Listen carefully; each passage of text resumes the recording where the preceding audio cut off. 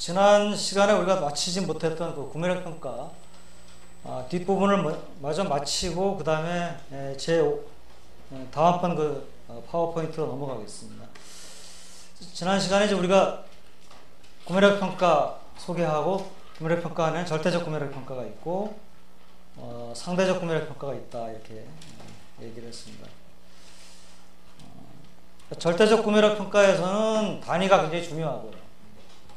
$1 단위가. 상대적 구매력 평가에서는 변화율만 들어가는 거고, 두 개 중에 어느 게 더 성립되기 어려운 조건이냐라고 할 때 절대적 구매력 평가가 실제로 환율이 1이 돼야 된다는 조건이고, 상대적 구매력 평가는 실제로 환율이 상수, 일정하다는 조건이니까 훨씬 덜 까다로운 조건이죠. 근데 그 덜 까다롭지만은 절대적 구매력 평가는 물론 상대적 구매력 평가도 현실에 있어서는 특히 단기에 있어서는 잘 성립이 되지 않습니다. 그래서 우리가 지난 시간에는 이제 절대적 구매력 평가가 성립되지 않는 이유를 몇 가지 소개를 했고, 이번 시간에는 그 상대적 구매력 평가가 성립되지 않는 조건. 그러니까 상대적 구매력 평가가 성립되지 않는다는 것은 이제 실질 환율이 상수가 아니라는 얘기이기 때문에, 즉 상수로부터 실질 환율을 이탈시키는 조건이기 때문에 이걸 우리가 실질적 교란 요인이라고 이렇게 부릅니다. 이것을 보기 위해서 우리가 지난 시간에 한 것이 이 P스타는 외국의 물가고 지수, 물가 또는 물가 지수고, P는 이제 자국의 물가 또는 물가 지수인데, 이 자국에서 생산되고 소비되는 물건, 외국에서 생산되고 소비되는 물건을 다시 교역제하고 비교역제로 분류를 했습니다. 그래서 자국의 교역제, 외국의 교역제, 자국의 비교역제, 외국의 비교역제의 물가지수죠. 왜냐하면 비교역제도 한 가지가 아니기 때문에. 근데 그럼 우리가 그냥 가격이라고 부르겠습니다. 근데 물건은 사실 한 가지가 아니기 때문에 이것도 일종의 물가지수의 개념이겠죠. 자, 그래서 이 실질 환율을 나타내기 위해서 이제 자국의 물가지수는 자국의 교역제 물가지수하고 자국의 비교역제 물가지수의 가중평균인데, 이것은 기하평균이고, 기하평균으로 하는 이유는 나중에 계산을 하는데 편하게 하기 위해서 한 것이고, 알파는 이제 물가지수에서 교역제가 차지하는 가중치 비중, 이것을 이제 알파가 나타내고, 외국은 이제 P스타고 베타가 이제 가중치가 되겠고요. 이것을 이 Q식에다가 대입을 해가지고 정리를 하면은 이런 식을 이제 구할 수 있다라고 했습니다. 그래서 이 식에서 세 부분으로 나눠지는데, 첫째 부분은 이것은 우리가 terms of trade라는 이름으로 불러주는 부분입니다. 즉 교역제의 상대 가격인데, 우리나라 교역제는 이제 이것을 국가 간에 거래를 하게 되면 이것은 우리나라 입장에서는 수출제가 되겠죠. 수출제 가격이고, 외국의 교역제는 이건 이제 국가 간에 교역이 되니까. 근데 우리나라 입장에서 생각할 때 외국의 교역제는 우리나라에서는 수입해서 쓰는 거 아니에요. 교역을 한다는 거. 그러니까 수입제가 되겠습니다. 수출제하고 수입제 간의 상대 가격. 이걸 우리가 이제 terms of trade, 교역 조건이라고 부르고, 이걸 이제 연습 문제에서 이제 수출제의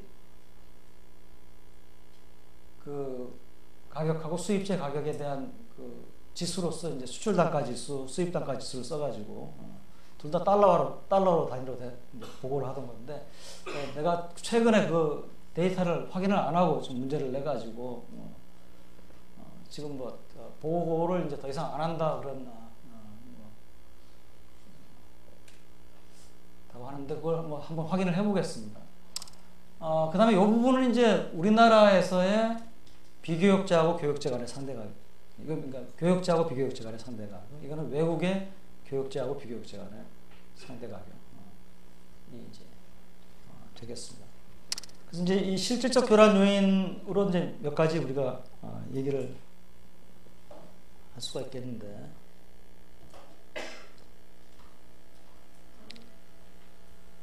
자, 이렇게 여러 가지가 나옵니다. 이 중에서 이제 앞에 나오는 한 4가지 정도가 사실은 굉장히 중요한 요인들인데요. 이 첫 번째는 이제 그 교육 조건에 관한 겁니다. 그러니까 우리 아까 봤던 그 식에서 여기에 해당되는 것이고, 그 다음에 두 번째, 세 번째, 네 번째는 여기에 해당되는 거예요. 교역자하고 비교역자가 해당되고요. 첫 번째 조건은 교육 조건이 변하는 경우, 즉 교육 조건이 변하는데 이것이 구조적으로 이제 상당히 오랫동안 변하는 충격이 왔을 경우에, 이건 당연히 이제 예를 들어서 유가가 장기적으로 떨어진다.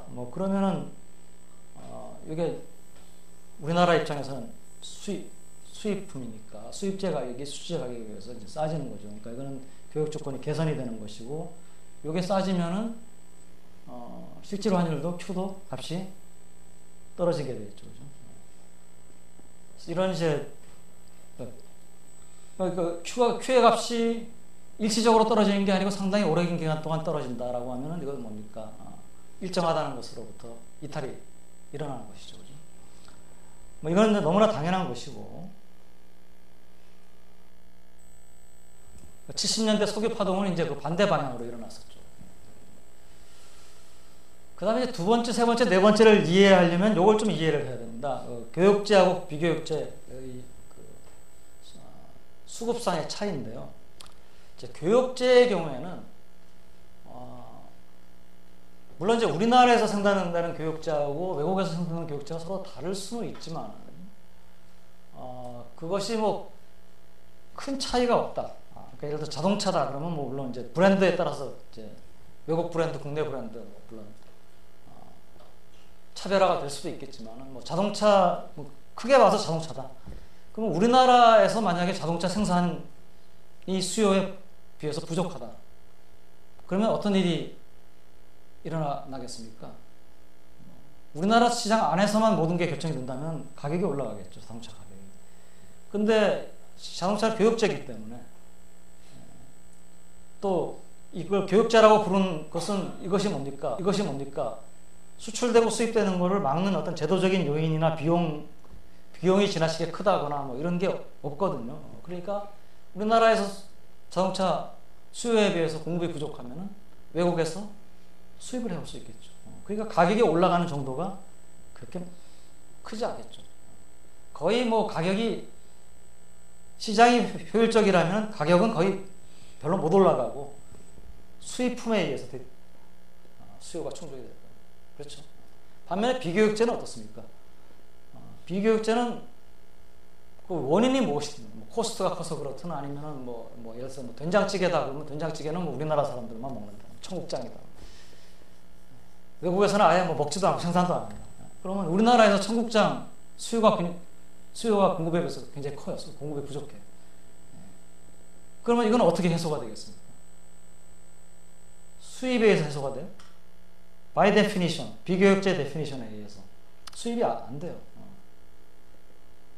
그럼 어떻게 수급 불균형이 해소가 되겠습니까? 가격이 청국장 가격이 뜨겠죠. 천정부지로 뜨겠죠. 그래서 가격이 올라가요.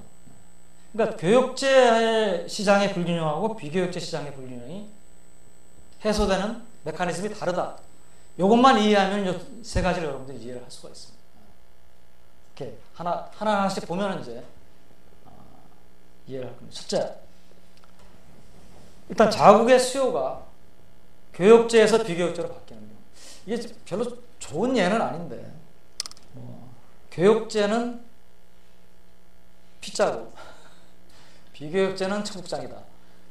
그러면 우리나라 사람들이 학생들이 피자를 그동안에 먹었는데 이게 안 좋다. 아니면 기호가 바뀌어가지고 전부 다 청국장을 다 좋아하게 됐다. 이제 어떤 일이 벌어지겠습니까? 교육제 시장은 일단은 생각해보면 비교육제 생각해보세요. 당연히 피자의 가격은 떨어지고 청국장 가격은 올라가겠죠. 그렇죠. 그렇잖아요. 그죠? 근데 어느 쪽이 더 많이 움직이느냐? 피자는 가격이 떨어지려고 하면 어떻게 됩니까? 이거를 국내에서 안 팔고 피자가 비용이 그렇게 크지 않다면 해외에다 수출할 수가 있잖아요. 그러니까 가격이 많이 안 떨어질 거예요. 비자는. 반면에 청국장은 뭡니까? 이거는 어디서 수입을 해올 수 없으니까 가격이 많이 올라가겠죠. 자, 그러면 우리 앞에서 어떤 일이 벌어지는지 알 수가 있죠. 딴 데 볼 필요 없이 요거 보는 거죠. 우리나라에서 교역자하고 비교역자가. 요거는 여기도 들어있긴 하지만 이거는 가격이 그렇게 많이 변하지는 않습니다. 왜냐하면 수출, 남아돌면 수출, 모자라면 수입. A에서 어느 정도 해소가 되거든요. 시장 돌림이. 그래서 크게 변하면 이게 크게 변해요. 어떻게 변합니까? 많이 올라가겠죠. 우리나라 비교역자에 대한 수요가 늘어나면. 그러니까 Q의 값은 떨어지겠죠.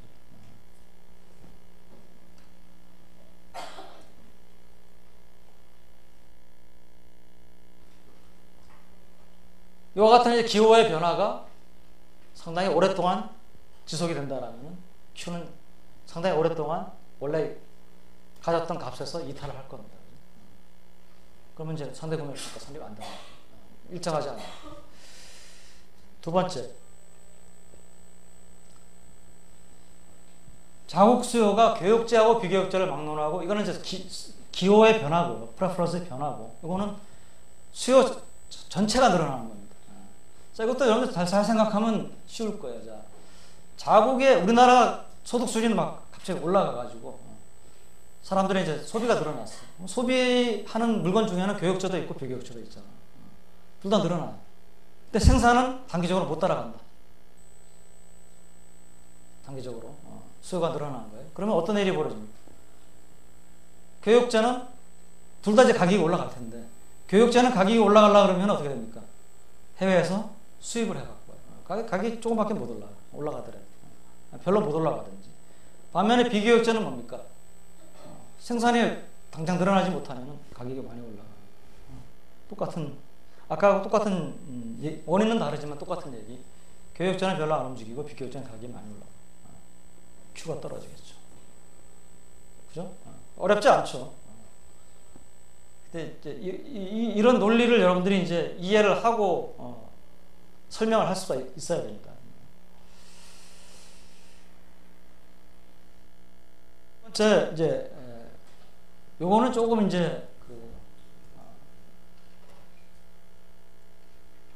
지금 얘기한 것보다는 조금 약간은 더 복잡함이 있는 것인데요. 이건 뭐냐면은 자국의 교역제 부문에서 생산성 향상이 이루어지는 경우, 또는 보다 일반적으로는 이제 생산성 향상이 이루어지는 경우, 즉 경제가 성장합니다.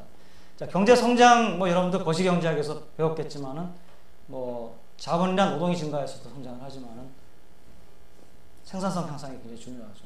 자, 근데 생산성 향상이 일어날 때 교역제하고 비교역제 부문, 두 부문 중에서 어느 쪽에서 주로 생산성 향상이 더 많이 일어나겠느냐, 같게 일어나겠느냐, 생각을 한번 해보세요. 어느 쪽이 더 생산성 향상이 더 많이 빠르게 일어나겠습니다. 비교역제 부문은 많은 경우에 있어서 서비스업들이 많습니다. 물론 두 번째는 비교역제는 다른 나라하고 경쟁을 별로 안 해요. 자기 나라 안에서 경쟁해요.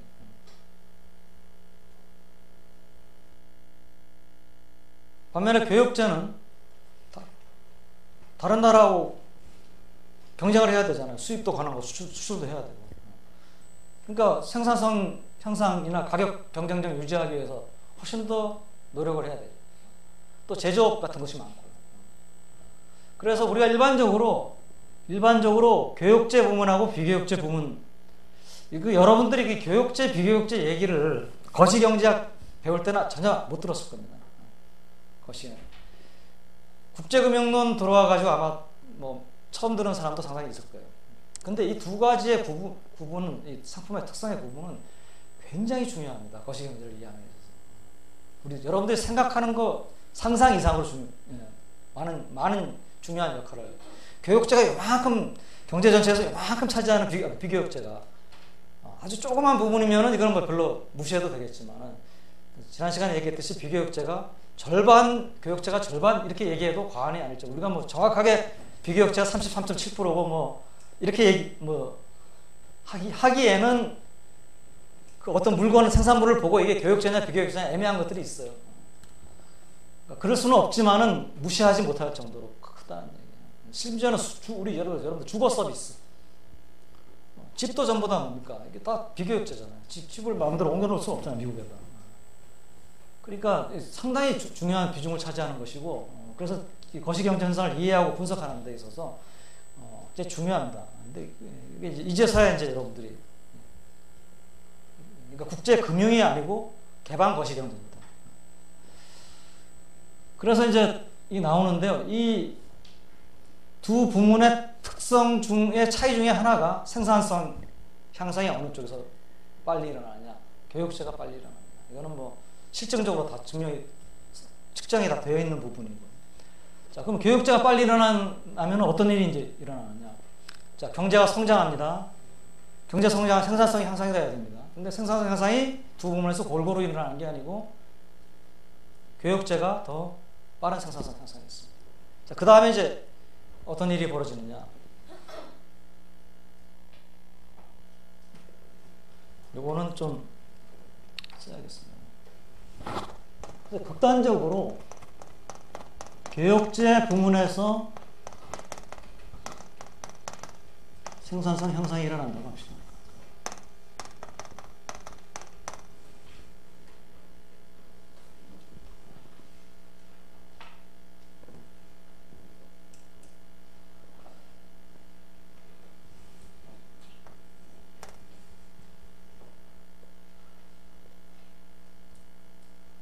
그럼 이제 교육제 부문의 생산성 향상이라면 당연히 값이 같다면은 비용이 적으니까 이율이 더 많이 나겠죠. 그렇죠.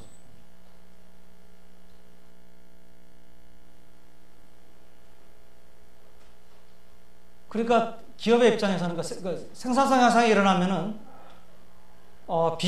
비용이 줄잖아요.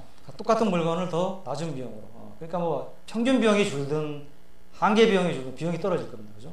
그러면 우리가 뭐 예를 들어서 P 이퀄 MC가 이윤국대화 조건이라고 할 때 MC가 떨어지면 이전보다 더 많이 생산을 하는 게 당연 이윤국대화에 더 부합되겠죠. 그래서 교육제 부문의 생산성이 향상되면 교육제 생산이 증가합니다. 또는 뭐 생산성 향상, 또는 우리가 뭐 이거를 꼭 완전 경쟁시장 말고 교육제 부문의 생산성이 향상되면은 비용이 줄어드니까 교육제 가격이 떨어지니까 수요가 늘어나고 그래가지고 교육제 생산량이 늘어난다. 뭐 이건 뭐 어떻게 얘기를 해도 되겠습니다. 자, 교육제 생산량이 증가합니다. 그러면 생산량을 늘리려면은 그 다음에 어떤 일이 뭐 벌어집니까? 생산 요소에 대한 생산 요소 수요가 전반적으로 증가합니다.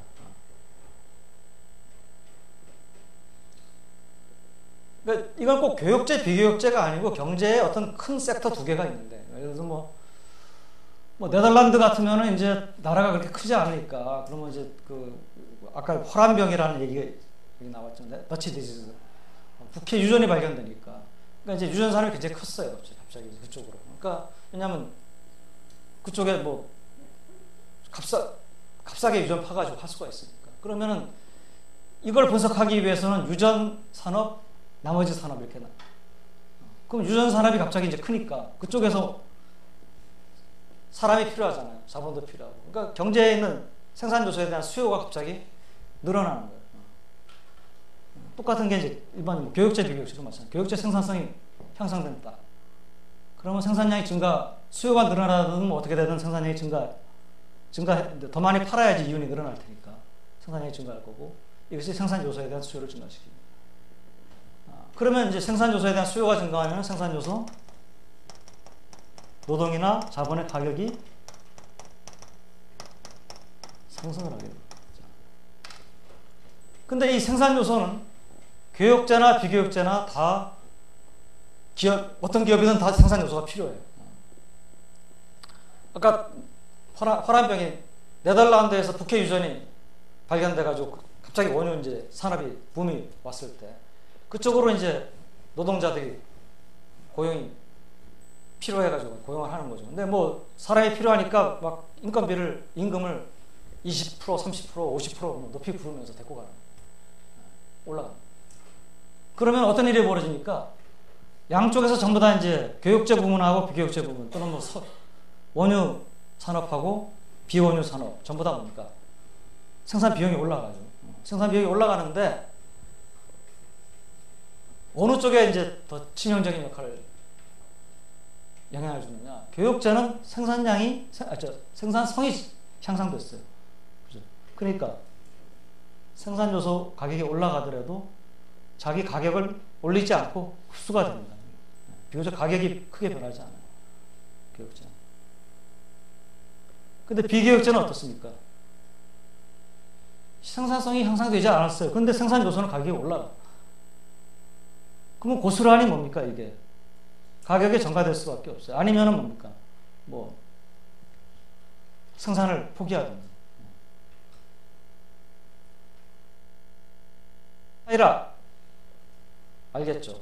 그러면 여기서 일반적으로 생산 요소 가격이 올라갈 때 어느 쪽에 가격이 더 큰 영향을 미치느냐? 비교육제 가격이 많이 상승하게 됩니다. 자, 요까지는 이제 아까 우리 실질적 교란 요인을 얘기하기 위해서 이제 왜냐하면 교육제 가격은 별로 영향을 받지 않는데 비교육제 가격은 많이 올라간다. 그러면 이제 우리가 Q가 떨어지지 않습니까? 아까 똑같이 Q가 떨어지는 이유가 되죠. 이게 많이 올라가니까 지워버립니다. 뭐 여기 많이 올라가니까 Q는 떨어진다. 설명을 할 수가 있어. 이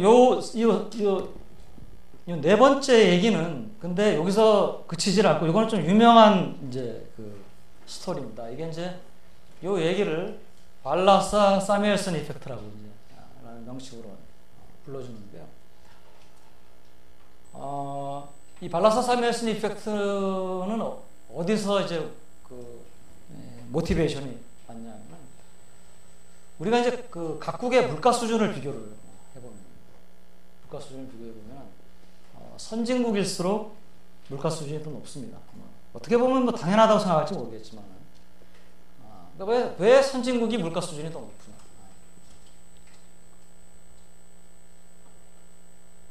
라고 하는 거죠. 그러니까 이 교육제만 있다면은 선진국의 물가 수준이 더 높을 그래도 뭐 또 무슨 이유를 우리가 찾을 수 있을지 모르겠지만 그렇지만은 뭡니까 교육제는 바이 데피니션 물가가 가격이 많이 차이가 나면은 싼 데서 비싼 데로 수출이 일어날 테니까 어느 정도 이제 수렴을 해가겠죠. 그러니까 이게 비교육제가 있어야지만 설명할 수 있는. 근데 왜 그러면 선진국이 일반적인 개도국에 다른 나라에 비해서 개도국에 비해서 또는 뭐 신흥시장 경제에 비해서 또는 저개발국에 비해서 왜 가격 수준이 높으냐? 그거는 이제 뭐 반드시 교육제 가격은 크게 차이가 나기 어려운데 비교육제 가격이 높다는 거죠. 그럼 왜 비교육제 가격이 높을까? 이게 이제 이겁니다. 선진국이라고 하는 것은 바이 데피니션 뭡니까? 소득 수준이 높은 나라죠. 이 나라가 어떻게 선진국이 됐느냐? 과거에 경제 성장을 해서 선진국이 된 거 아니에요? 근데 경제 성장을 했다는 건 뭡니까? 그만큼 생산성 향상을 오랫동안 지속을 해왔다는 거죠. 그렇잖아요. 그러니까 지금의 선진국이 어떻게 소득 수준이 개도국보다 높으냐? 뭐 너무 우스운 답일지 모르겠지만 더 오랫동안 성장을 해와서. 근데 오랫동안 성장을 해왔다라고 하는 것은 오랫동안 생산성 향상을 해왔다는 거예요. 그럼 생산성 향상을 봅시다. 생산성 향상. 주로 교육제 부문에서. 교육제 부문의 생산성 향상은 일어나는데 이런 게 스스로 그냥 갑니다. 그런데 교육제 가격은 별로 안 올라가고 비교육제 가격은 생산성 향상이 많이 일어난 나라는 비교육제 가격이 많이 올라가요.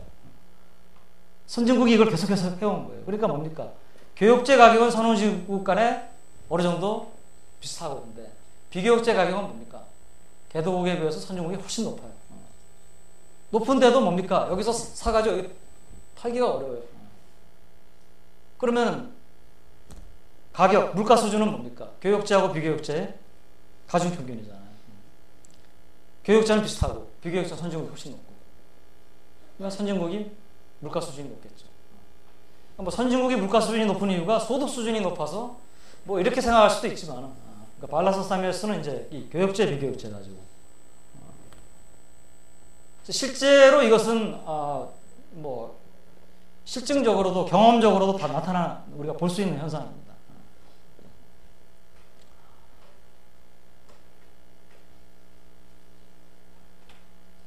뭐 다섯 번째는 이거는 뭐 이제 조금 이제 다른 원인에 비해서는 너무나 이제 자명한 것인데요. 뭐냐면은 지금 실질 환율이 Q는 S 피스타 나누기 P잖아요. 근데 S는 환율이고 피스타 P는 이제 물가입니다. 가격입니다. 근데 환율하고 가격이 움직이는 속도가 다르다는 거죠. 환율은 이제 일종의 자산의 가격의 성격을 가지고 있거든요. 자산의 가격은 하루에도 뭐 수급이나 어떤 뉴스에 따라서 뭐 올라갔다 내려갔다. 뭐 여러분들 그 저기 조금 주식에 관심 가진 사람들 홈 트레이딩도 보고 하면은 좀 거래가 많이 되는 주식 보면은 막 뭐 가격이 출렁입니다. 하루. 근데 뭐 물건의 가격은 뭐 삼성전자가 뭐 50인치 아니 뭡니까 저 갤럭시 S6 이거 출고 가격을 하루에 뭐 1분마다 바꿀 수는 없잖아요. 그러니까 느리단 말이죠. 가격이 움직이는 속도가. 그래서 이건 뭐 두 개 움직이는 속도가 다르면은 당연히 Q가 일정할 수가 없겠죠. 이거는 사실은 뭐 너무 어떻게 보면은 자명한 얘기이기 때문에 사실은 앞에 네 가지가 중요한 이유가 되겠습니다. 자, 이제 이 구매력 평가가 성립이 안 된다는 얘기를 했는데요. 좀 자꾸 왔다 갔다 해서 미안합니다. 이제 마지막으로 구매력 평가 잘 성립되지 않는데 이거 뭐하러 이거 얘기를 하느냐. 현실에 있어서 단기적으로는 잘 성립이 되지 않는데 그래서 이제 나온 개념이 장기 구매력 평가, 롱런 PPP라고 하거든요.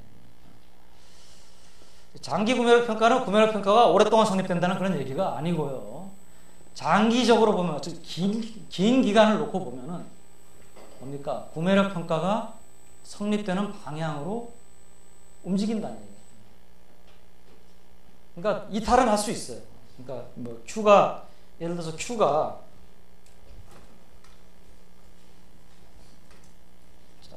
이 장기 구매력 평가의 개념을 이해를 하기 위해서 조금 설명을 좀 해보겠습니다.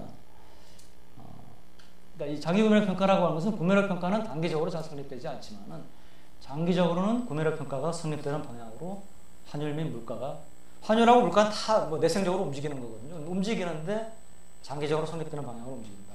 그게 뭘 말하느냐? 이제 이게 이제 이런 얘기입니다. 이게 타임이라고 시간이라고 하고요. 여기다 Q를 그린다고 합시다. 그러면은 구매력 평가가 성립되는 것은 뭐 어떤 값이든 뭐 어떤 K라고 하는 값을 Q가 항상 일정하게 가지면 성립이 되는 거죠. 근데 실제에 있어서는 뭡니까? 여기다 처음에 맞춰서 시작한다 하더라도 이탈을 하거든요. 성립이 안 되는 거죠. 또는 뭐 밑으로 갈 수도 있고요. 근데 이렇게 이탈을 했는데 이탈한 다음에도 나는 모르겠다. 이렇게 가면은 이거는 구매력 평가가 장기적으로 성립이 안 되는 거예요. 단기에도 당연히 성립이 안 돼요. 근데 이렇게 멀리 떨어지면은 다시 이제 이쪽으로 돌아가는 그런 경향이 있고 바로 안 가. 뭐 일로 또 갈 수 있는데 떨어지면은 또 돌아가는 경향이 있고. 이러면은 우리가 뭡니까? 엄밀하게 항상 일정한 의미에서는 구매력 평가가 성립되지는 않지만은 구매력 평가가 성립되는 방향으로 이 Q가 움직인다라고 해서 Q하고 S 피스타 나누기 P고 이것도 전부 다 각각 움직이는 거기 때문에 세 가지가 어떤 각 개별적인 움직임을 가지긴 하지만은 이거 움직임이 이걸 성립되는 방향으로 물론 이제 이 부분에서는 성립되는 방향으로 안 움직이지만 이제 이게 멀면 멀어질수록 더 성립되는 방향으로 움직일 수 있는 가능성이 높아질 수 있는 거죠. 이제 이런 것을 우리가 장기 금요일 평가라고 합니다. 근데 이 장기 금요일 평가를 이해를 하기 위해서는 여러분들 이제 이 랜덤워크하고 민 리버전이라는 이 두 가지 이제 개념을 좀 이해를 하면 좋을 것 같습니다. 이 용어는 여러분들이 뭐 다른 수업에서도 들어본 적이 있을지 모르겠지만 특히 민 리버전이라는 뭐 재무 쪽에서 많이 나오는 얘기입니다. 이 두 가지 얘기는. 그런데 이제 랜덤워크는 뭡니까? 랜덤워크는 그냥 뭐 한마디로 말해서 술 취한 사람, 정말 인사불성인 사람의 걸음걸이. 그러니까 이 사람은 뭡니까? 지금 여기서 여기 발을 내디뎠을 때 다음 발을 어디에 내디딜지 이거는 정말 예측하기가 불가능해요. 인사불성이니까. 그죠? 이게 이제 랜덤워크입니다. 그러니까 랜덤워크라고 하는 거는 지금 얘가 여기까지 왔어요. 현재 여기에. 다음에 일로 갈지 똑같아. 확률이 같아. 어디로 갈지 모르. 더 멀리 떨어졌어 여기까지. 그래도 일로 갈지 똑같아. 이전하고 확률이 가능성이 많이 더 떨어졌어. 그래도 일로 갈 확률, 밑으로 갈 확률. 좌우는 필요 없죠. 여기는 이제 위로 갈 확률, 밑으로 갈 확률이 같아. 이게 랜덤워크입니다. 자, 민 리버전은 뭐냐면 이거는 이제 우리말로 번역을 하면은 평균 회귀입니다. 평균으로의 회귀. 그러니까 평균으로의 회귀라고 하는 건 뭡니까? 돌아가는 회귀하는 성격이 있다는 거예요. 그러니까 이건 뭐냐면 이제 뭐 조금 비틀거리긴 하지만은 정신은 좀 있는 사람. 그러니까 이 사람은 이제 다음 발을 디딜 때 뭐 예를 들어서 자기 집이 있는 방향 쪽으로 디디려고 할 겁니다. 물론 정확하게 항상 또박또박 디디지는 못할 수 있어요. 또박또박 자기 집으로 간다면 이건 이제 디터미니스틱한 그런 이제 모델이고 이제 스토캐스틱 모델. 그러니까 조금 디디지만은 항상 정확하게 자기 집적으로 못 디디지고 약간은 이제 옆으로 디딜 수도 있어요. 그렇지만은 평균적으로 어떻게 됩니까? 자기 집 방향으로 가려고 할 겁니다. 그러면 이 사람의 경우에는 자 여기서 위로 디딜 확률하고 아래로 디딜 확률은 여기서는 뭐 비슷하다고 할 때 좀 더 멀어지면 아래쪽으로 디딜 확률이 위로 디딜 확률보다 더 커집니다. 자기 집 방향이 이쪽이고. 이런 성격의 Q라고 하는 게 데이터가 있잖아요. 매일매일 데이터를 매일매일도 있을 수 있고 뭐 월별 데이터도 있을 수 있고 Q라고 하는 데이터를 뭐 한 수백 개 수집을 했어요. 과거 한 수백 개월 동안. 자, Q의 움직임을 특성을 파악해 보니까 뭐 멀리 떨어지거나 가까이 있거나 아래로 갈 확률이 비슷하다. 그런 움직임을 보였다. 그러면 Q는 그 Q는 뭡니까? 랜덤워크를 보는 거예요. 이건 이제 우리가 뭐 얘가 정말 랜덤워크냐 정말 민 리버전이냐는 조물주만이 알 수가 있죠. 하나 만든 사람만이 알 수 있는데 이 세상을 그러니까 모르니까 이제 우리가 통계학이라고 하는 이 스파이글래스나 뭐 이런 걸 통해 가지고 조물주가 뭘 했는지를 좀 알아보려고 그런 거 아니에요. 물론 항상 정확하게 알 수 있는 건 아니지만 그걸 알아보려고 해보니까 이게 되게 멀리 있던 가까이 있던 더 위로 갈 확률, 올라갈 확률, 내려갈 확률이 비슷하더라. 이런 모습을 보였더라. 그러면 이거는 랜덤워크를 보이는 거고요. 또 랜덤워크를 보이는 애들은 뭐 멀리 떨어진다고 해서 다시 돌아온다는 보장이 없어요. 그 패턴 성격이. 그러니까 이거는 장기 구매 평가가 성립되지 않는 거고. 민 리버전을 보이는 특성을 가진 애들은 이게 멀어지면 멀어질수록 평균을 향해서 갈 확률이 더 높아져요. 그런 이제 패턴을 보입니다. 그러니까 되게 뭐 그래프를 보면은 뭐 되게 뭐 이런 식의 움직임을 많이 보이는 것들은 민 리버전을 보이는 거고요. 랜덤워크는 그냥 뭐 멀어지는 겁니다. 어쩌다 한 번 정도 크로스할 수도 있지만 또 뭐 멀어지고 이러면은 그래서 이거는 이제 우리가 어차피 통계학의 영역이기 때문에 가설 검증을 통해서 이제 우리가 판단할 수밖에 없고요. 여러분들한테 중요한 거는 이제 랜덤워크라고 하는 시계열적인 특성하고 민 리버전이라는 특성이 어떻게 다르냐라고 하는. 이렇게 다르면은 이건 이제 재무에서 중요한 게 랜덤워크이면은 뭡니까? 주가를 이게 주식의 가격이라고 생각해 보세요. 랜덤워크이면은 예측을 못 하는 거죠. 이쪽으로 갈지 이쪽으로 갈지 확률이 똑같으니까. 근데 민 리버전을 가진 거다 그러면은 얘 평균적인 주가가 뭐 10,000원인데 지금 한 12,000원이에요. 지금은 올라갈지 내려갈지 뭐 잘 모르겠어요. 반반. 이게 16,000원이 됐다 그러면은 내려갈 확률이 더 큰 거죠. 그러면 그 성질을 이용해 가지고 주가를 예측하고 베팅을 할 수가 있겠죠. 그러니까 우리가 주가를 예측하는 게 불가능하다. 시장이 효율적이면. 이렇게 얘기하는 것은 주가 자체가 랜덤워크를 보인다는 것이고.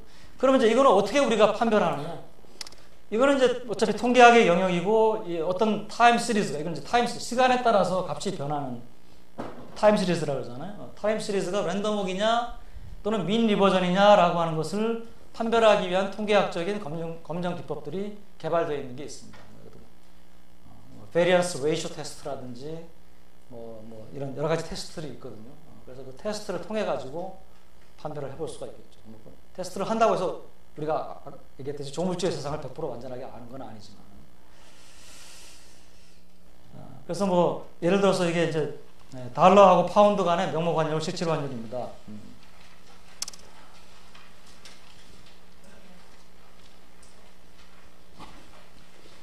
그래서 요 그림을 보면은 여러분들 명목 환율을 보면요. 명목 환율을 보면은 이제 요 시기는 고정 환율 달러 파운드가 이제 고정 환율 시기입니다. 그 뭐냐면은 이 근본의 제도, 그 다음에 이제 2차 세계대전 끝나고 이제 무질서했던 시기가 잠깐 있었고, 그 다음에 다시 브레튼 우즈로 돌아오는데, 돌아오기 전에 좀 또 45년, 50, 여기 이제 브레튼 우즈로 돌아온 다음에는 어느 정도 안정이 되고, 그 다음에 이제 변동 환율인데, 이 변동 환율 시기를 보면, 왜냐하면 고정 환율 시기는 인위적으로 환율을 고정시키는 시기니까 당연히 뭐 실질 환율이 안정된 것처럼 보이겠죠. 왜냐하면 환율은 고정되어 있고, 그 다음에 물가는 가격은 느리게 움직이니까. 이게 지금 이게 P고 이건 S고 빨간 게 이제 Q거든요. SP 스타 나누기 P. 뭐 더 실질 환율이 움직임이 있긴 하지만은 뭐 비슷하게 어느 정도 성립되는 것처럼. 이 시기를 고정 환율 시기를 보는 것은 사실은 unfair해요. 구매력 평가가 성립되는 것을 우리가 검증하기 위해서. 변동 환율 제도를 보는 게 이제 변동 환율 제도를 보면 뭡니까? 명목 환율은 이게 지금 뭡니까? 이게 명목 환율이 일정하다고 보기에는 뭐 벗어나는 거죠. 근데 실질 환율은 한 1950년부터 여기서부터 보기 시작하면은 뭐 우리가 이것도 뭐 일정하다고 볼 수는 없을지 모르지만 뭐 요렇게 라인을 긋고 가면은 어느 정도 멀어졌다가 다시 크로스했다가 뭐 이런 움직임을 보이잖아요. 그러니까 명목 환율보다는 좀 더 나은 모습으로 보이는 게 아니냐, 뭐 그렇게 우리가 이제 얘기를 해볼 수가 있겠죠. 그러니까 요 시점을 중심으로 해가지고 이렇게 하면은 여기다가 그으면은 그렇지만 여기를 중심으로 보면은 50년대 후반 이때부터 이제 브레튼 우드 체제가 시작되는. 미안합니다. 브레튼 우드 체제가 끝나고 해야 했는데 미안해. 사실은 70년 이때부터 해야겠네.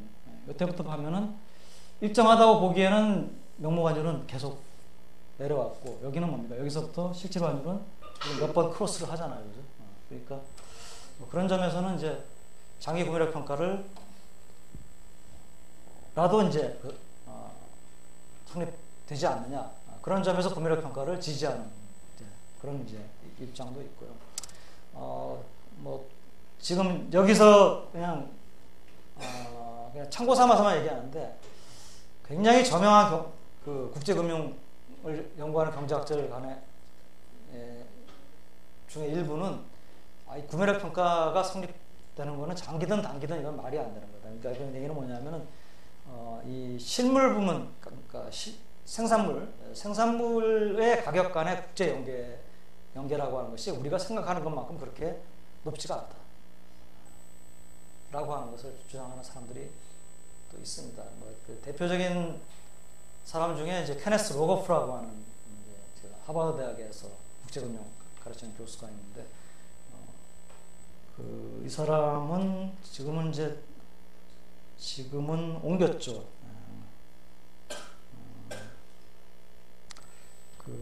하여튼 이런 사람들, 또 옵스펠트 뭐 이런 사람들은 구매력 평가를 별로 믿지를 않습니다.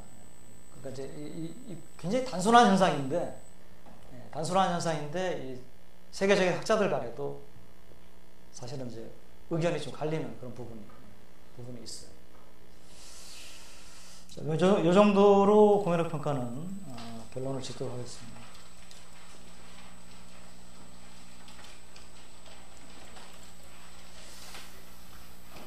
자, 다음 주제는 이제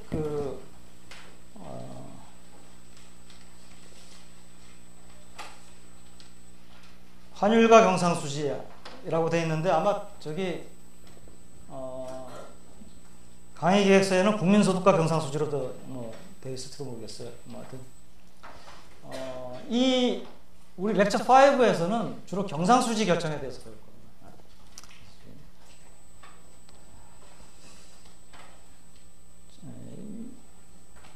요 파워포인트는 오늘 이번 주 다음 주까지 해가지고 2주간에 걸쳐가지고 얘기를 할 내용이고요.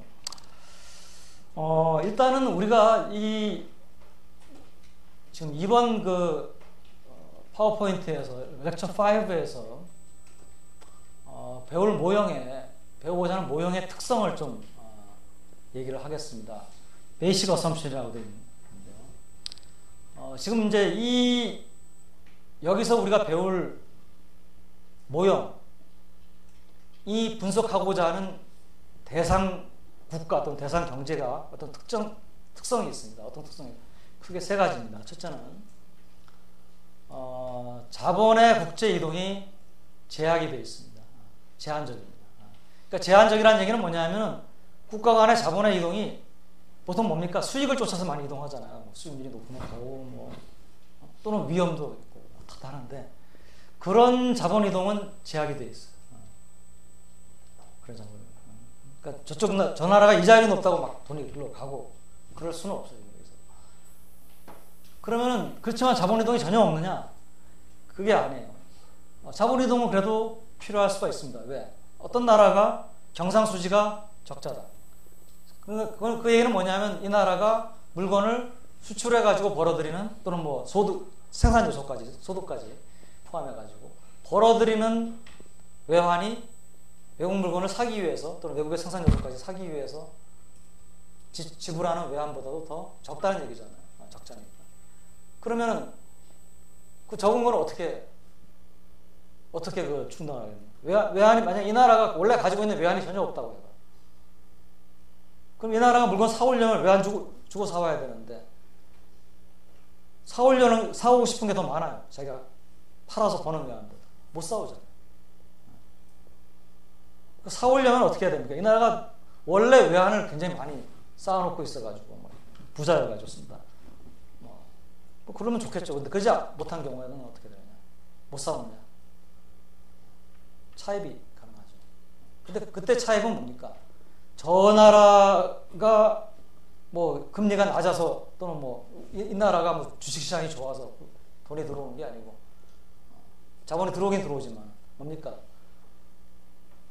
수입을 해야 되는데 돈이 모자라니까 모자라는 것을 꾸는 거죠.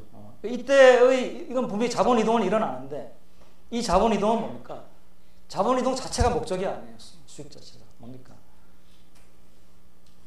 물건을 사오려다 보니까, 수출보다도 수입을 많이 하려다 보니까 돈을 꿀 수밖에 없는. 그러니까 이런 의미. 그래서 우리가 저쪽에 주식시장이 좋아서 내가 투자를 하기 위해서 자본 이동한다. 이거는 이제 우리가 보통 자발적 자본 이동이라고 부르고요. 이렇게 이제 내가 경상수지가 적자, 수입을 해야 되는데 수입할 돈이 부족해. 그럴 때 저쪽에서 돈이 꼬아오면 자본이 이동하잖아요. 그것도 꾸는 만큼. 물론 이제 꽂다가 다시 갚는 게 아니고 수입품 사는데 지불을 하겠죠. 물론. 이런 식의 자본 이동을 우리가 보정적 자본 이동이라고 합니다. accommodating. 영어로 accommodating. 그래서 자본 이동이 전혀 없는 건 아니고요. accommodating한 또는 accommodative 한 캐피털 플로우는 있을 수가 있습니다.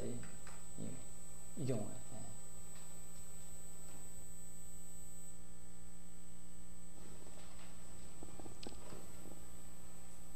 두 번째, 환율. 자, 우리가 지금 이번 파워포인트에서 분석하고자 하는 경제는 환율이 시장에 의해서 결정되지 않고 외생적으로 결정되는 경제입니다. 그러니까 환율이 외생적으로 결정되는 가장 대표적인 예는 고정환율입니다. 고정환율은 그 나라의 중앙은행이나 외환당국이 원하는 수준의 환율을 고정시킵니다. 물론 고정시키는 방법은 이제 부족한 만큼 또 남아도는 만큼 사주고 부족한 만큼 풀어주고 이런 개입을 통해서 할 수도 있고 뭐 다른 방법을 통해서 할 수도 있을 거예요. 그래서 고정환율제. 근데 고정환율제만 환율이 외생적으로 결정되는 거냐? 우리가 외환 제도에 대해서 배울 때 고정환율제의 반대가 이제 변동환율제죠. 근데 변동환율제에서 순수한 변동환율제는 뭡니까? 자유 변동환율입니다. 그러니까 전혀 개입 안 하고 시장 수요 공급에 의해서 시장에서 완전히 결정되는 환율이. 근데 그것이 아니고 때때로 또는 뭐 자주 중앙은행이 외환시장에 개입을 해가지고 환율이 움직이는 것을 좀 조절을 한다. 그러면 그건 변동환율이긴 하지만 뭡니까? 어느 정도 환율을 조정하잖아요. 그런 경우에는 완전히 시장에 의해서 결정된다고 보기도 어렵고 완전히 외생적으로 결정된다고 보기도 어렵고 그거는 이제 개입에 얼마나 타이트하게 컨트롤해서 개입을 하느냐. 그래서 어떻게 보면은 관리변동환율제도 어떤 면에서 보면은 이와 같은 모형에 의해서 분석될 수 있는 이런 케이스가 있을 겁니다. 그래서 이게 순전히 고정환율에만 적용되는 게 아니고 뭐 관리변동환율에도 우리가 적용할 수 있다. 세 번째는 이제 스몰 컨트리입니다. 이게 우리가 소국 경제 가정이라고 합니다. 이 소국 경제 가정은 사실은 첫째하고 둘째 두 가정보다는 중요한 가정은 아니에요. 편의상 하는 가정입니다. 소국 경제 가정이라고 하는 것은 뭐냐면 이 경제가 세계 전체에서 굉장히 규모 면에서 무시할 수 있을 정도로 작은 경제이기 때문에 이 경제에서 어떤 일이 일어나더라도 뭡니까? 이것이 외국에는 영향을 미치지 못합니다. 예를 들어서 이 나라에서 무슨 수출이 크게 늘어나거나 수입이 크게 늘어난다 하더라도 이것이 뭡니까? 해외의 국민소득 수준이라든지 이런 것은 영향을 미치지 못한다. 왜? 작기 때문에. 근데 이 가정을 왜 하냐 하면은 실제로 나라가 작은 경우에 이걸 적용할 수가 있고요. 이 나라가 작은 나라가 뭐 작다는 게 사실 굉장히 주관적인데 뭐 아주 조그만 섬나라나 이런 나라를 제외하고는 어떤 나라들이라도 어느 정도는 그 나라에서 경제 변화가 세계에 영향을 미칠 수가 있겠죠. 근데 이제 정도의 문제죠. 왜냐하면 이 나라가 만약에 뭐 작은 나라인데 뭐 아주 작은 나라는 아니고 근데 이 나라의 경제를 분석하기 위해서 모델링을 할 때 소국 경제 가정을 안 하고 그냥 모형을 세운다라고 하면은 이 나라에서 일어나는 움직임이 세계에 영향을 줍니다. 그럼 또 세계에서 일어나는 움직임이 이 나라에 또 영향을 주죠. 그러면 이걸 같이 분석을 하기 위해서는 이 나라 경제를 분석하기 위한 모형, 세계 경제를 분석하기 위한 모형 두 개가 만들어져야 됩니다. 복잡해요. 그렇게 복잡한 모형을 가지고 분석을 해서 얻는 이득보다도 이 나라 경제의 규모가 그렇게 아주 크지 않다면 세계 경제는 이 나라에 의해서 별로 영향을 받지 않는다 라고 모형을 단순화해서 얻는 이득이 더 클 수가 있거든요. 그래서 이제 보통 우리가 소국 경제 가정을 많이 합니다. 근데 뭐 이거는 당연히 미국 같은 나라를 분석하기 위해서는 이런 가정을 하면 말이 안 되겠죠. 그죠? 그래서 이제 중요한 건 앞에 두 개입니다. 자, 이 두 가지인데 이게 우리가 이와 같은 가정을 하는 이유가 당연히 이제 우리가 이 경상거래도 있고 그 다음에 금융거래도 있고 이런 모형을 세우는 것보다는 금융거래는 보정적으로만 발생하고 경상거래가 주된 거래다. 이런 모형을 세우는 게 훨씬 간단하잖아요, 모형이. 외환이 움직이는 이유가 외환 수요 공급의 원인이 두 가지가 있는 것보다 한 가지가 있는 게 훨씬 모형이 간단하잖아요. 그 다음에 환율도 변동 환율이라면 또 환율이 또 수요하고 공급에 의해서 어떻게 결정되느냐 또 모형을 세워야 되잖아요. 그러니까 또 복잡해지겠죠. 그러니까 이거 보니까 이거는 우리가 보통 우리 거시경제 모형도 단순 모형에서 시작해서 ISLM 총수요 총무 복잡한 모형으로 가듯이 이것도 이제 간단한 데서 시작해서부터 이제 가는 모양이다. 일리가 있는 얘기인데 여기는 한 가지 또 이유가 있습니다. 실제로 우리가 이 국제 세계 경제사를 돌아가 보면은 지금부터 멀지 않은 과거에 실제 대부분의 나라들이 이와 같은 제도를 이와 같은 그 가정을 적용하기에 타당한 제도를 택하고 있었던 시기가 있습니다. 그 시기가 금모니 제도. 언제부터 19세기 후반부터 1차 세계대전 전까지라고 했죠. 그 다음에 브레튼 우드 체제. 2차 세계대전부터 1972년, 3년, 73년 정도까지. 요 시기는 요 과정이 어느 정도 충족되는 시기예요. 왜? 미안합니다. 금모니 제도는 틀렸습니다. 브레튼 우드 체제. 자, 브레튼 우드 체제. 브레튼 우드 체제에서는 선진국조차도 국가 간의 자본이동에 대해서 제약을 하는 것을 서로 용인을 했습니다. 체제 자체가. 왜 용인을 했느냐? 그 과거의 환율 제도가 금모니 제도들은 잘 유지가 됐는데 1차 세계대전하고 2차 세계대전 사이에 금모니 제도가 잘 안 됐거든요. 고정환율 제도가. 잘 안 된 이유를 분석을 해보니까 이게 뭐냐면 경제 규모는 컸는데 각국에 금의 양은 이게 충분히 못 따라온 거예요.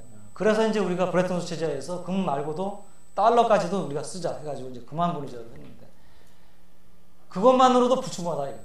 워낙에 이제 경제 규모가 크다 보니까. 그러면 한 가지 방법은 외환보유고로 쓸 수 있는 자산을 늘리는 것도 한 가지 방법이지만 또 한 가지는 뭡니까? 외환시장 개입의 필요성을 줄이는. 왜냐하면 이제 고정환율 유지하려면은 수요하고 공급이 외환에 이게 이제 환율이고 이게 이제 외환에 대한 수요하고 공급인데요. 내가 유지하려고 하는 환율 수준이 여기다. 근데 이 갭이 크게 차이가 나면 이만큼 외환 보유고가 많이 필요하잖아요.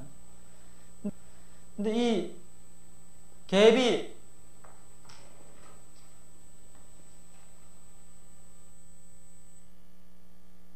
외환의 수요가 물건을 수입하기 위한 수요, 그 다음에 뭡니까? 외국에다가 투자를 하기 위한 수요, 이런 수요가 다 들어있는 경우하고 외국에 투자를 하기 위한 수요는 빼고 물건을 수입하기 위한 수요만 있는 경우하고 어떤 경우가 이 갭이 더 클 가능성이 적어지겠습니까? 아무래도 대외 거래의 종류가 적으면 적을수록 수급의 불균형이 크게 나타날 확률이 줄어들겠죠. 그래서 자본이동을 제약한다라고 하는 것은 뭡니까? 내가 가지고 있는 외환보유고는 제약이 되어 있는데 이걸 가지고 유지를 하려다 보니까 큰 갭이 자꾸 발생해가지고는 외환보유고가 부족해요. 그럼 갭이 발생하더라도 작은 갭이 발생해야지만 외환시장 개입이 규모가 적어지는데 이걸 작게 하려면 뭡니까? 자본의 국제이동을 좀 제약을 해버리는 거예요. 그러면은 디맨드를 움직이게 하는 그 요인들이 적잖아요. 그러니까 외환시장 개입의 필요성이 줄어들죠. 그러니까 고정환율을 유지하기 편해지죠. 그래서 브레튼 우드 체제, 우리가 나중에 다시 배우겠지만 브레튼 우드 체제에서는 이와 같은 경험을 토대로 해가지고 선진국들도 필요하다면은 국제 자본이동에 대해서 제약을 하는 것을 특히 단기적으로는 제약을 하는 것을 허용을 합니다. 그리고 당연히 이것을 선진국들이 활용을 했어요. 그러니까 뭐 일본이라든지 이런 나라들은 다 1973년 브레튼 우드 체제 붕괴되기 전까지 당연히 당연히 자본의 국제 이동에 대해서 상당히 제약을 하고 있었고요. 일본뿐만 아니고 뭐 대부분의 유럽 국가들, 심지어는 미국조차도 전면적인 제약은 아니지만 필요한 제약을 하고 있었습니다. 물론 이제 여기에 이제 예외가 영국 같은 나라인데, 영국은 이제 워낙에 국제금융 시장의 중심지고 이게 금융에 자신이 있고 이거 갖고 먹고 살아야 되기 때문에 사실 영국의 먹거리였거든요, 국제금융. 그러니까 영국 같은 나라는 제약을 별로 안 합니다. 물론 영국도 필요할 때 제약을 하는 경우가 있었어요. 그러니까 이런 것들이 이제 선진국이 그랬으면 당연히 개도국들이야 당연히 뭐 오죽했겠습니까. 다. 그러니까 이 시기 브레튼 우드 체제 하에서의 것이 각국의 경제를 분석한다. 자본 이동은 상당히 제약이 되어 있다. 둘째, 환율은 브레튼 우드 체제 자체가 고정 환율제도잖아요. 그래서 그 당시에는 상당히 잘 맞아 들어가는. 지금은 이제 전혀 다르죠. 지금은 이제 뭐 대부분의 선진국들 변동 환율제 택하고 있고, 대부분의 선진국들 자본의 이동에 대한 제약을 완전히 풀었고, 심지어는 신흥국들조차도 지금 변동 환율제 자본 이동 제약을 풀고 있으니까. 그러니까 이거는 이제 우리가 뭐 지금은 현실에 많이 맞아 들어가지는 않지만, 그래도 지금도 여기에 맞아 들어가는 경제들이 있을 수가 있죠. 지금 이제 신흥 경제들 이제서야 이제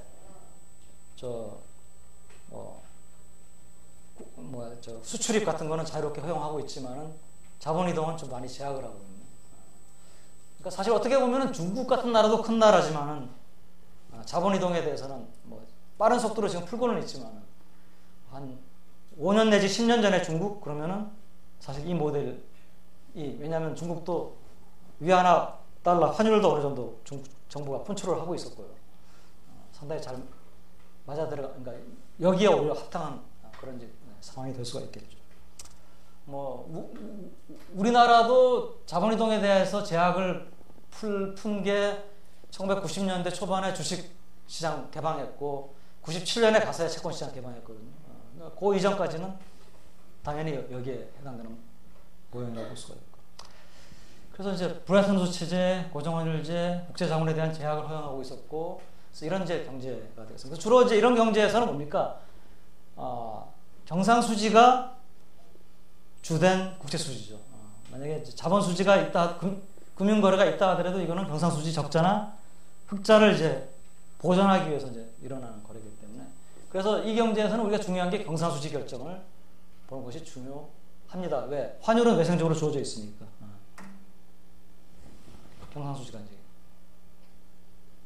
가격이 주어져 있고, 그러면 이제 수요 공급이 일종의 외환의 초과 수요가 있으면 경상수지 적자고, 외환의 초과 공급이 있으면 경상수지 흑자잖아요. 그런 상황이라고 보죠. 자, 근데 그러면 이제 경상수지가, 그래서 여기서 우리가 배울 내용이 이런 이름으로 경상수지 결정 모형이라고 이렇게 이제 불러도 과언이 아닙니다. 그래서 이런 특성을 갖고 있는데, 그러면 여기에는 세 가지 크게 접근 방법이 있습니다. 첫째는 탄력성 접근 방법. 탄력성 모형이라고 부를 수 있겠죠. 그다음에 두 번째는 국내 흡수, domestic absorption approach라고 해가지고 국내 흡수, 또 어떤 사람은 국내 지출을, 세 번째는 이제 monetary approach. 이 세 가지 중에서 우리는 주로 앞에 두 가지를 배우도록 하겠습니다. 마니터리 어프로치는 이제 나중에 우리가 변동환율제 가면은 이제 그 마니터리 어프로치가 중요하기 때문에. 자, 탄력성 접근 방법. 자, 탄력성 접근 방법은 이렇게 이제 시작이 됩니다. 우선 경상수지라고 하는 것은 물건의 재화 서비스에 수출해서 재화 서비스의 수입을 뺀 것입니다. 물론 여기 이제 본원 소득 수지나 또는 뭐 이전 소득 수지 이런 것들이 있긴 하지만 이런 거 좀 무시를 하고 상품 및 서비스 수지를 우리가 생각해 보면 수출해서 수입을 뺀 것이 경상수지죠. 그죠? 맞죠? 자, 그러면은 그러면 수출이 어떻게 결정되느냐, 수입이 어떻게 결정되는데, 이것을 탄력성 접근 방법에서는 수출은 무엇에 결정되느냐? 우리나라 물건에 대한 외국인의 수요, 해외 수요. 그러니까 수요에 설정된다. 우리나라가 얼마나 수출하는지는 우리나라 물건에 대한 외국인의 수요에 설정이 돼요. 수입은 어떻게 되냐? 수입도 수요다. 수요에 설정된다. 무슨 수요냐? 외국 물건에 대한 우리나라 자국민의 수요. 그래서 수출하고 수입을 둘 다 수요에 의해서 결정되는 것으로 봤습니다. 이렇게 되면은 경상수지 결정 모형이 다른 게 아니에요. 수요 이론, 수요 모형이 됩니다. 그럼 수요는 뭐냐? 뭐 여러분들 다 배웠잖아요. 수요는 경제원론, 경제학 뭐 인문이나 경제원론, 뭐 개론, 뭐 어디서든 수요 뭐 중요한 게 뭡니까? 첫째, 가격. 둘째, 소득. 그렇잖아요. 그러니까 바로 그거예요. 자, 그래서 여기서 우리가 이제 모형을 이제 세워야 될 텐데 일단은 이 탄력성 접근 방법은 그러니까 아까 봤듯이 수출은 우리나라 물건에 대한 외국의 수요, 수입은 외국 물건에 대한 우리나라의 수요. 그러니까 이 탄력성 접근 방법을 우리가 모형에 도입하기 위해서는 우리가 보통 거시경제학에서 그 폐쇄경제 모형에서 분석할 때 했듯이 생산물 한 가지 다 모아가지고 뭉뚱그려서 한 가지 있다 이렇게 가정하고 하잖아요. 그 가정은 여기는 안 됩니다. 왜? 두 가지 수요가 있잖아요. 우리나라 물건에 대한 외국의 수요, 외국 물건에 대한 우리나라의 수요. 그러니까 최소한 물건이 뭉뚱거린다 하더라도, 모든 물건을 뭉뚱거린다 하더라도 하나로 뭉뚱거릴 수는 없고 두 가지로 뭉뚱거려야 됩니다. 이거죠. 여기에 우리나라 자국이 있다, 여기 외국이 있다. 그럼 이게 우리나라 물건 내국자라고 부르겠습니다. 도메스틱 굿, 외국의 물건, 외국제. 이걸 사갖고 오면은 이게 수입이고, 이렇게 이게 거꾸로 저쪽에서 사갖고 하는 게 수출입니다. 두 개 차이가 경상수지예요. 그러면 이걸 모형에 하려면은, 모형으로 이것을 도입을 하려면은 물건이 뭡니까? 외국제, 내국제 두 가지 물건은 구분을 해야 되겠죠. 나라만 구분할 필요 없어요. 그래서 여기는 이제 물건이 두 개. 엑스포트 디맨드는 엑스포트라고 하지 않고 엑스포트 디맨드라고 했습니다. Demand of the foreign residents on domestic goods and services. 내국제에 대한 외국인의 수요. 내국제. 수입 수요는 내국인들이 외국제를 수요하는 것이다.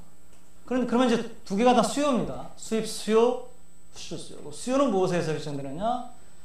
가격, 특히 상대 가격. 두 가지 재화가 있으니까 두 가지 재화의 상대 가격이겠죠. 두 번째는 뭡니까? 인컴. 물론 이제 다른 것도 있습니다. 기호라든지 뭐 다른 요인도 있겠지만, 이게 여러분들이 알고 있는 수요 이론을 그대로 적용할 수가 있습니다.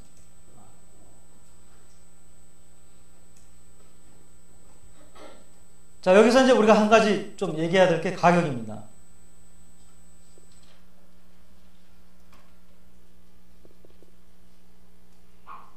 가격으로 크게 우리가 두 가지를 쓸 수가 있습니다. 내 의도는 아닙니다. 두 가지 가격이 있는데, 하나는 이제 교역 조건이라고 하는 건데요. 교역 조건은 terms of trade라고 하고, 이건 수출제 가격, 수입제 가격. 이 교역 조건이나 실질 환율을 여러분들이 쓸 때 항상 조심해야 될 것은, 항상 이 분모 분자를 이렇게만 디파인 하지는 않습니다. 거꾸로도 쓸 수가 있습니다. 사람에 따라서는 거꾸로 쓰고 교역 조건이라고. 그래서 여러분들이 교역 조건을 이게 올라가고 내려가면은 뭐 이게 어떻게 된다 이렇게 그렇게 기계적으로 알면은 이거는 교역 조건은 항상 이렇게 써야 된다는 법이 없어요. PM 나누기 PX도 교역 조건입니다. 중요한 건 뭐냐면 수출제가 수입제에 비해서 비싸지느냐 싸지느냐. 그럼 수출제가 수입제에 비해서 비싸지면은 우리나라 물건 값이 비싸지는 거 아니에요? 그럼 우리가 뭡니까? 훨씬 장사를 재미있게 하는 거죠. 우리나라 물건 비싸게 팔아먹으니까. 외국 건 싸게 사오니까. 그러니까 그럴 때는 교육 조건이 개선됐다 이게. 이렇게 썼을 때는 이제 요 값이 올라갈 때가 교육 조건이 개선되는 거죠. 그렇지만 그렇게 기계적으로 알지 말고, 우리나라 물건 수출제 가격이 수입제에 비해서 상대적으로 올라가면 교육 조건 개선, 반대는 교육 조건 악화. 실질 환율. 자, 실질 환율은 뭐냐면 요것도 이제 EP 스타 나누기 P 또는 뭐 SP 스타 나누기 P, 뭐 E하고 S는 우리가 왔다 갔다 하며 쓴다 그랬죠. 이렇게 씁니다. 이거 뭐 이미 우리가 구매력 평가에서 봤죠. 근데 여기서 이제 요 의미를 다시 한번 얘기를 하겠습니다. 자, 요 P 스타는 외국제의 가격이에요. 뭐 사실은 뭐 여러 개를 뭉뚱거리니까 외국제 물가죠. 근데 단위가 있습니다. 이건 뭡니까? 외국제 외국 화폐 단위죠. 달러면 달러 단위입니다. P는 뭡니까? 내국제 가격이에요. 원화, 우리나라라면 이제 원화로 되어 있겠죠. 같은 단위로 바꿔야지만 비교가 가능하기 때문에 환율을 곱해가지고 뭐 원화로 환산하는 것이고, 만약에 2를 밑으로 내려가지고 P 나누기 2로 하면은 달러로 이제 두 나라의 가격을 비교한 것이, 그러니까 두 재화의 가격을 비교한 것이 되고요. 어떻게 비교하든 간에 같은 값이 나올 겁니다. 원화로 환산해서 비교하나 달러로 환산해서. 근데 이렇게 썼을 때 실질 환율에 가지는 의미를 한번 생각해 보세요. 요거는 뭐 미국 자동차고 이거는 우리나라 자동차라고 합시다. 한 대 1,000,000원이에요, 우리나라. 미국 자동차가 한 대에 뭐 2만 불이라고 합시다. 2만 불. 그러면은 요거는 뭡니까? 그러니까 미국 자동차, 우리나라 자동차가 이제 미국의 물가, 우리나라의 물가, 자국의 물가를 나타낸다고 하고. 자, 환율이 1,000대리라고 합시다. 달러다. 그럼 2만 불이면 얼마야? 2,000만 원이죠. 그럼 미국 자동차는 2,000만 원이고 우리나라 자동차는 1,000만 원입니다. 나누면 값이 얼마가 됩니까? 2가 나옵니다. 그 실제로 환율이 2예요. 그럼 뭐 2라고 하는 게 무슨 의미가 있느냐? 미국 자동차 한 대를 사기 위해서는 우리나라 자동차를 몇 대 지불해야 되는 거예요? 2대 지불해야 되죠. 2,000만 원, 1,000만 원이니까. 그럼 이것도 뭡니까? 실제로 환율도 가격이에요. 미국 자동차 가격이에요. 미국 자동차 가격을 달러로 나타내면 2만 불이었고 원화로 나타내면 2,000만 원이었어요. 이거는 미국 자동차 가격을 뭘로 나타내는 겁니까? 우리나라 자동차 단위로 나타내는 겁니다. 즉 실질 환율의 또 하나의 정의는 내국제 단위로 표시한 외국제 가격입니다.